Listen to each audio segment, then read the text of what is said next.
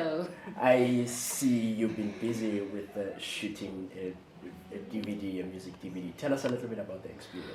We're shooting a music video for Sunday Morning, one of the songs off the album. Yes.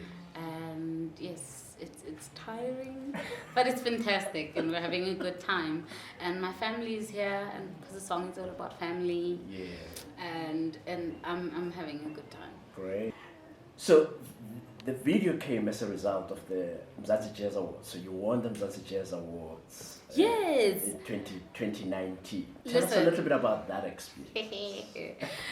So I was nominated for I think I was nominated in 3 categories at the Mzantsi Jazz Awards: Best Album, Best Jazz Album, and then there was Best Contemporary, and then there was I think Best Song as well. And we won Best Jazz Album. Yeah. And I always said that this award was voted for, you know. Yeah. So our fans and our people who love our music, who come to our concerts, and it was, for me, it was like a nod from them saying, we got you, and we think this is the best album, and you know, and that was great. Yes. And what has been the response since? The response has been great since, because it's also introduced me to new audiences where people go, oh, I've never heard about Zarcia before this. Yeah. You know, where people are going like, oh, I saw your name on the Mzantsi Jazz. I was like, who's this? I've never heard this person. Let me hear, you know. And it's always nice getting new audiences. And people who come back and say, hey, this is where I found you, you know, or this is where, so that's definitely been a plus, is the growing audiences and the publicity that goes with it, and also a level of not respect, but it's like a nod. Yeah. You know, that nod. Some kind of like, recognition. Yes, because sometimes people want other people to validate what they like. Yes. Yes. And it's how it works. Yeah. So a lot of people come on board because they're like, oh, the Mzantsi Jazz Awards, or these people say that you're good, so you must be, you know. Yeah. And that's okay. Whichever way you come in to the family, I don't care. Great. Thank you. Great. Tell us a little bit about the song, Sunday Morning. What is it about? Really? Sunday Morning is about my family, for my family. It's to my family. It's about my family, you know. It's if you go through the lyrics, it's like a little recollection of moments of importance to myself and to my family. You know, where you have a finely tuned guitar, which is signaling every Sunday after Sunday school, you'd hear my uncle tune the guitar because church was about to start. Really? You know, a sweet ring of a tambourine. My sisters and the older girls in the church used to play the tambourine, and they never wanted me to play the tambourine until very much later, you know. And it was like a rite of passage. You had to be a certain age, and cool people played the tambourine. Yeah. And so it's little recollection, like David and Goliath Bible stories that my dad used to tell us. Pumpkin and Yesterday is also a story that he used to tell us, you know. So it's little moments that mean a little bit more to my family than the average listener. The average listener will get it, you know. They love Sunday Morning, yeah. But my family connects with it on another level, you know. I remember my mom's face when I played it to them the first time. It was classic because they're like, oh, we know that. They're reacting to every line. Themselves. Yes, they recognize themselves and they're like, oh, you remember that? Oh, this meant so much to you. It meant so much to us too, you know. So and it's from the album Therapy? Yes, it's from my debut album, Tell us a Therapy. little bit about Therapy. How is it doing? Oh, I recently just actually received stats for how Therapy, the album, is doing, and it's been played in over 18 countries in the world, yes. And it's been greatly received online. And I must admit, I was a bit shocked. Not because I doubt the music, because the reach of the music, you know. And it was crazy. I was like, 18 countries that I never even think about. Bolivia. Yes. Philippines. I was like, I don't think about, you know. So to know that my music is playing there, that's amazing, you know. And the third top country is Japan. Yes. where my music is being streamed. So therapy's been doing really well, in that it's traveling all over the world. Yeah. It's sort of going ahead of me, and it's being well received. Talking a little bit about therapy, I think that what I understand in terms of some of our conversations, you use the music to heal. And Yes. already some of the songs, Sunday Morning, Breathe, Yes. are songs that talk about breathing. Tell us about Yes. the concept.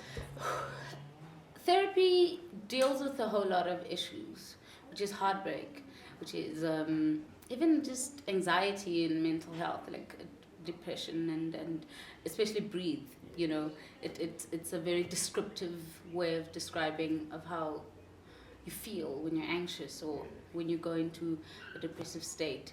And I've had a lot of people who do then suffer from anxiety or depression contact me and be like, you described exactly how I feel, in a song.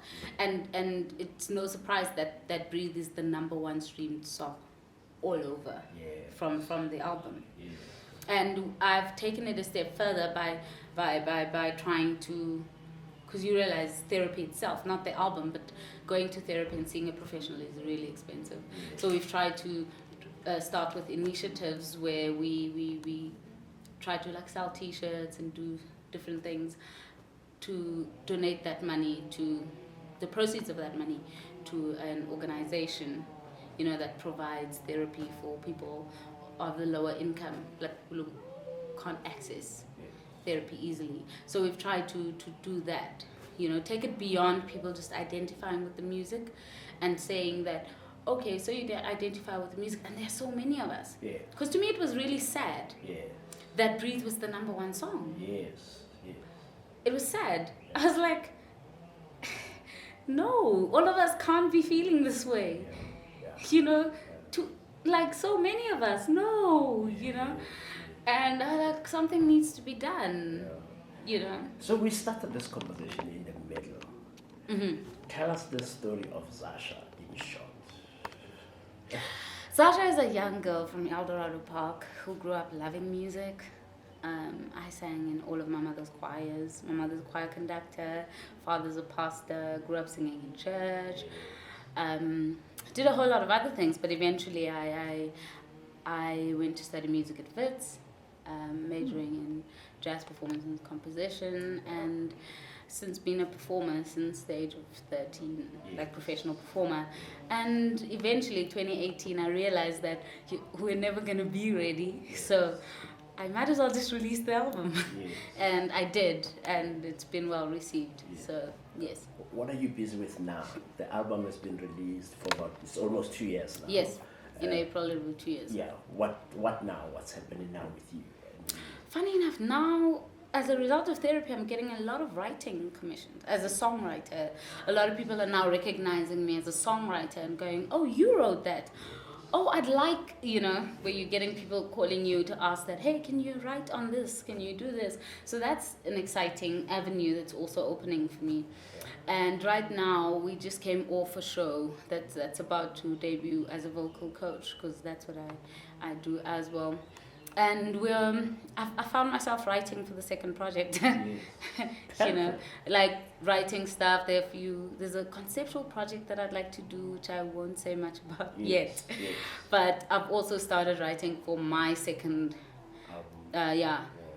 So, yes, we'll see. Great. Last part. So if you were to leave the world with a message, either in terms of about the album, about the song itself, what do you want people to think, feel, act after listening to your music, if it was up to you? To remember to breathe, and that everything is temporary. Happiness is temporary, it passes, and sadness too, it passes. That nothing lasts forever. That's a great message. And then through that, we just need to breathe, just stay alive, for the next moment and the next moment. That's a good note to leave it on. Thank you. Thank you. Hi, this is Zarcia, and this is Sunday Morning.